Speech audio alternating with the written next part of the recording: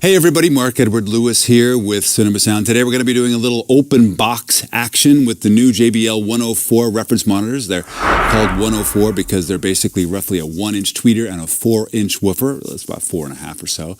And they put two of them in a box here, so this is super cool. Normally I like to open boxes from the bottom up, but because there's two in here, it's probably going to be a little unwieldy. So we're going to open it from the top. Yes, there we go. So here's what the back looks like.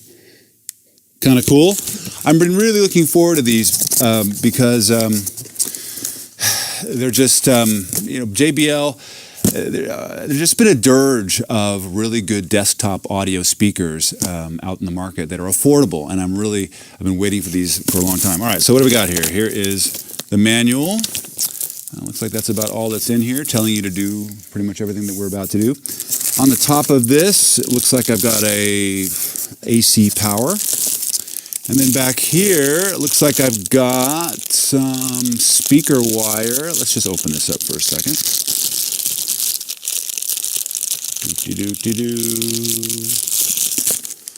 What have I got here? I've got straight wire, which is interesting.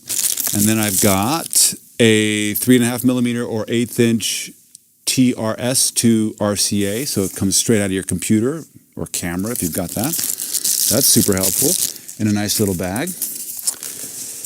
And then we've got, really tightly put in here, stereo polystyrene. Look at that, stay in stereo. Super nice. And then we've got these girls. Oh, we've got this. These are so useful, don't lose them. If you don't know what they are, ask me. Here we go, we're gonna pull the first one out on the left. They look like those little Russian doll things, aren't they? You expect to open it up and have little faces. All right, let's see. We're going to pull the tape off of this one. Slide this down. I've never even held one of these, so I don't know. They're very light. It's got a little rubber pad here on the bottom, so it'll stay static. Look how cool this is. It's a cool little thing. Let's see if I can get the light to angle off so you can see the woofer and the tweeter in there. There's the woofer. There's a tweeter. All right, so let's take a look at the back. In the back here, this is, I'm guessing it doesn't matter which side these are, but you've got the reflex for the woofer, and then speaker wire, which is like, wait a minute, are these active or are these passive? What's the deal? We're going to find out, I think, in just a moment. Here's the next one. Oh, much, much, much heavier, because my guess is that this one, ta-da, is the power. So you've got, what have I got here? I've got headphone out, an aux in, and then a nice detanted, ooh, that feels really, really nice, actually. A nice detanted volume knob on it there. On the back, look at this. What have I got here? I've got a low impedance unbalanced RCA, which is what that other cable for. I've got high level, so guitar, 1/4 inch, left and right. And then here's the power button. And then the speaker, this will be actually speaker out cable, that cable that we saw earlier. This will go out to the other one and powers them along with the bass reflex, which is great, but that is much, much heavier, as it should be. And the only other thing in here is the other stereo polystyrene. Super, super dope.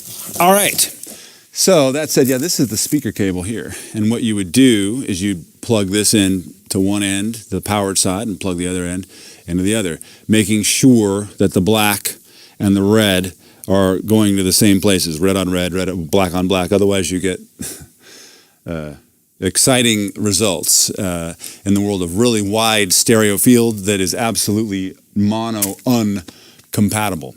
So that's this. These are the 104s. We're going to have reviews about these and maybe some tests along with the 306s, the 305s, maybe even the Series 7s that I've got behind me here.